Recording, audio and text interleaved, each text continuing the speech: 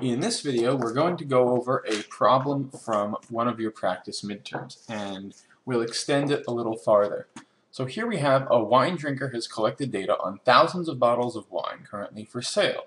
So for each bottle, he notes the cost in dollars. So we have cost as measured in dollars, and he has a Parker rating, which is just a number. So he has rating. And the average price of bottles was $50 with a standard deviation of 20. So the dollar sign there. So 50. So average, standard deviation. The average Parker rating was a 91, and the SD was 2. We're also given that the correlation R equals 0.75. So what can we do with this information? The first question asks, what is the average Parker rating, approximately, for a $25 bottle of wine? So, average Parker rating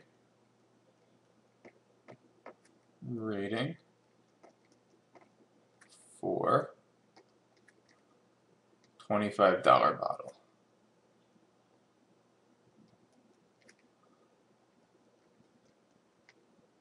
Now, to do this, we just use the regression method, right? We're given R as 0.75. We want to predict the cost for a $25 bottle. So what do? First, express $25 in standard units. Remember, standard units are standard deviations from the average. So express in standard units. How do we do that? We subtract off the mean and divide by the standard deviation. So 25 minus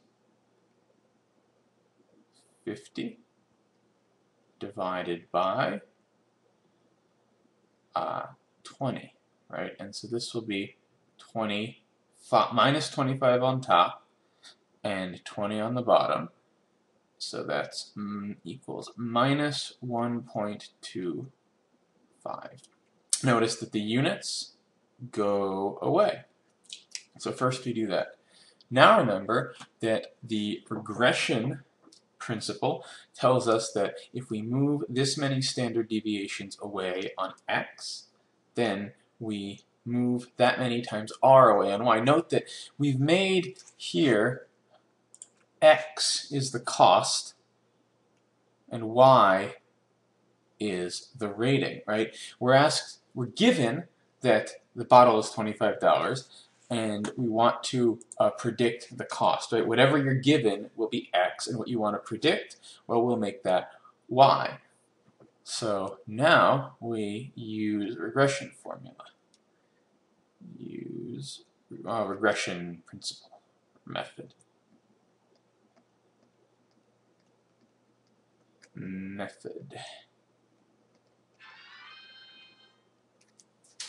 So what do? We multiply by 0.75. So that's 3/4 times -5/4, right? 1 1/4 is 5/4. So that gives us, right, and I'll mark these here. This guy is R, and this guy is X in standard units. So that gives us minus 15 over 16. So this is our Y in standard units. Y in standard units.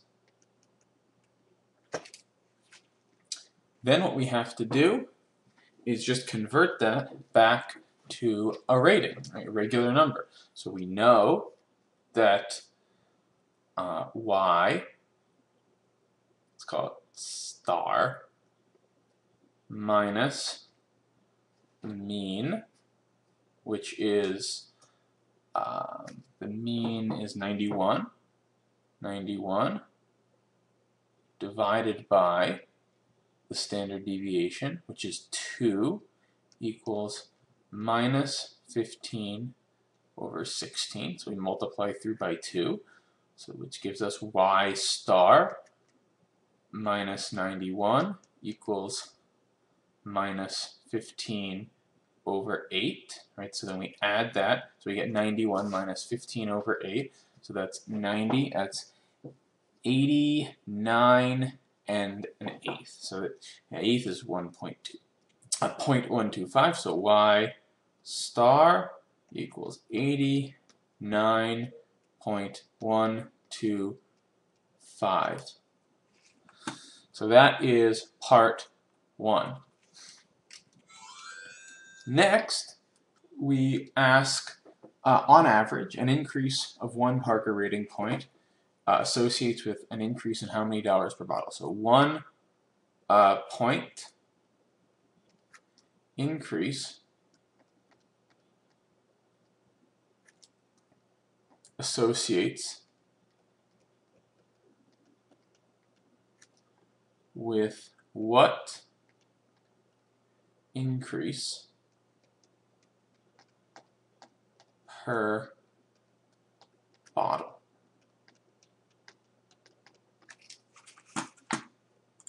Now here, the trick is that we've actually reversed x and y, because it's asking if a 1 point increase, so what's 1 unit increase, associates with what increase per bottle. So now we switch y and x and we multiply it by r. So we get r times SD cost over SD rating.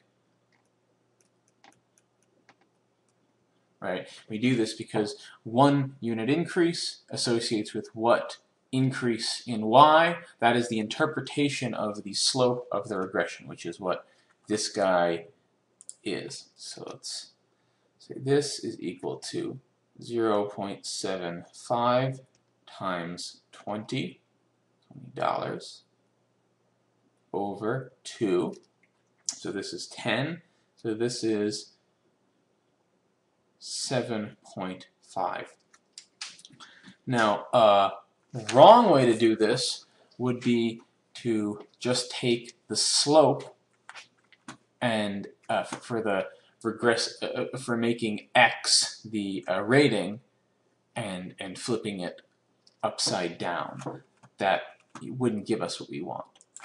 And to see the difference, let's actually compute that. So this wasn't part of the exam problem, but I want to compute it anyway. Let's add a question. So a $1 increase associates with what rating increase?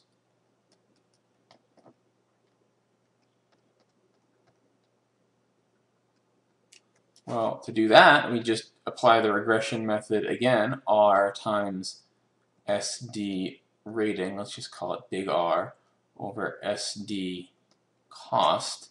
So now this guy is 0.75 times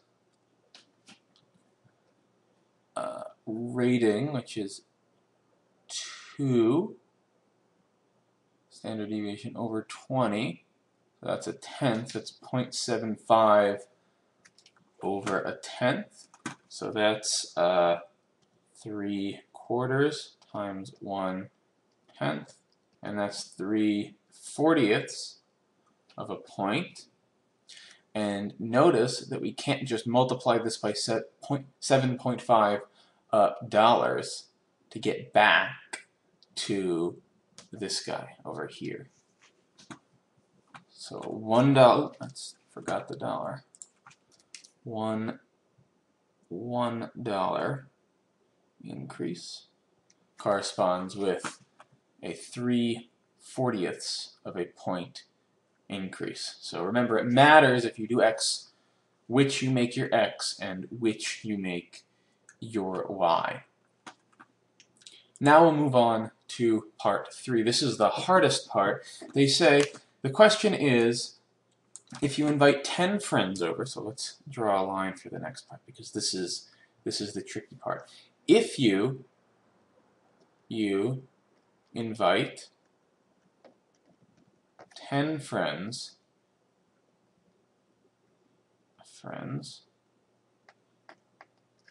we want to know, and they each bring a $25 bottle of wine. Each brings $25 bottle. Then what is the chance that we get 2 bottles 91 or of rating 91 or higher? What is the chance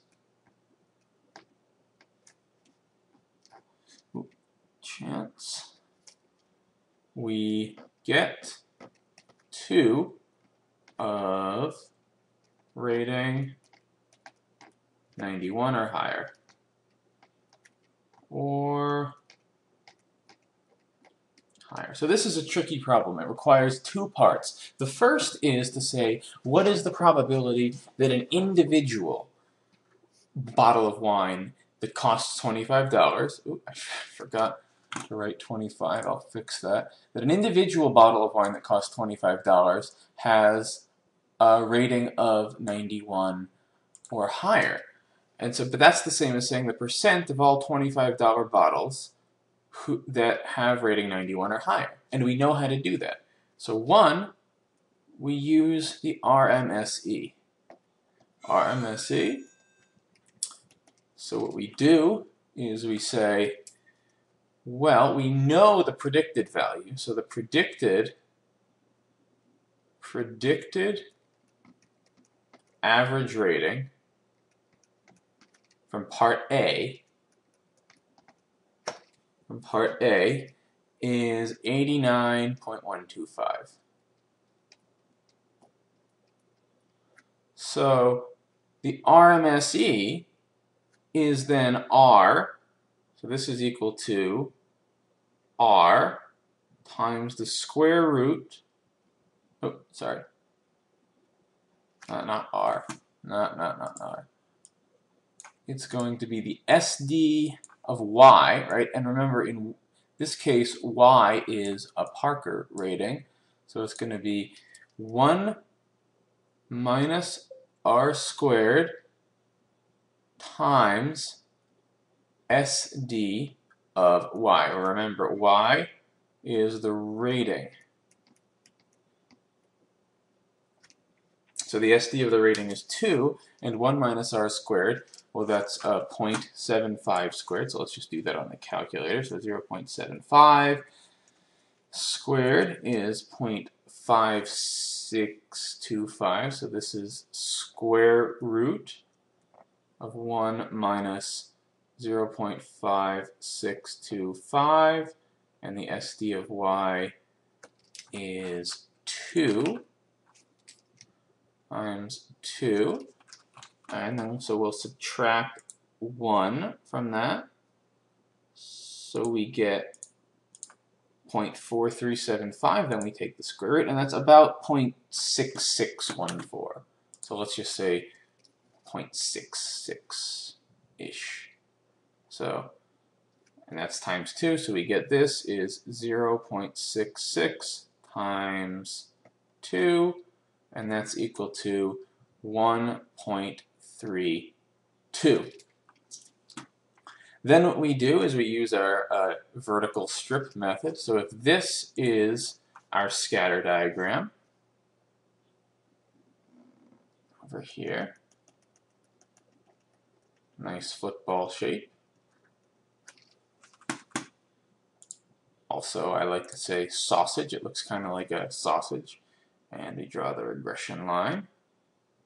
Remember, it does not pass like this. It does not skewer the middle of the sausage. That's the SD line. Regression line will look more like this. Then we go and we look at our strip. So say this guy corresponds to $25.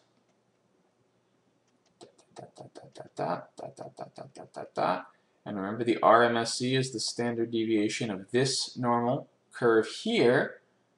This, well, it's not so well drawn, but this is supposed to be the mean. This is, we predicted that that's 89.125 over here. So that's the mean, and we want to move out 1.32, and we know that the standard deviation is 1.32. So now the question is, how many standard deviations away from 89.125 is 91? Well, to do that, we just then standardize. Let's change the color back. We standardize.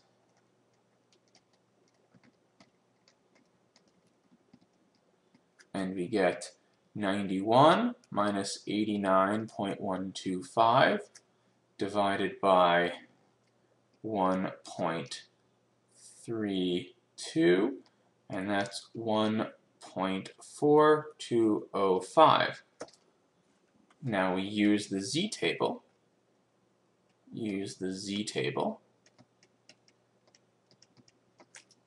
So our picture looks like this.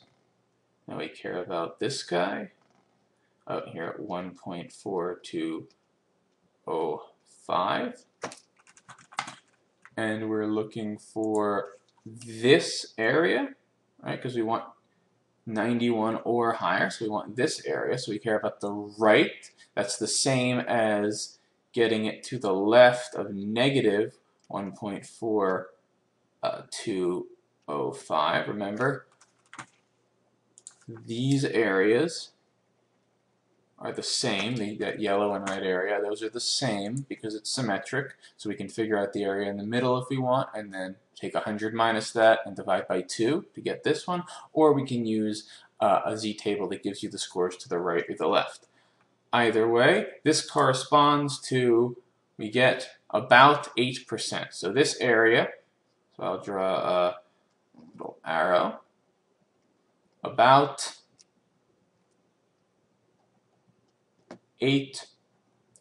So that's the probability that a single bottle, so this is, so the probability now that one bottle is greater than 91 is about 8%. So now that we know that the probability that one bottle is greater than 8%, step 2, okay, that was a long step 1, but step 2 is we use the binomial formula. Use the binomial formula. Why do we use the binomial formula? Why? The 10 friends are independent. So they pick their bottles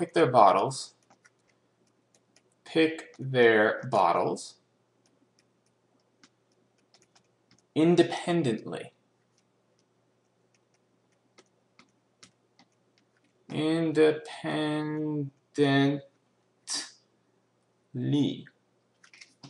that's important. We can't use the binomial formula otherwise. So now all that is 10 choose 2, because we want 2 bottles to be greater than.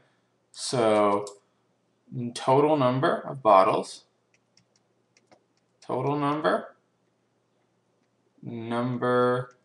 91 or larger.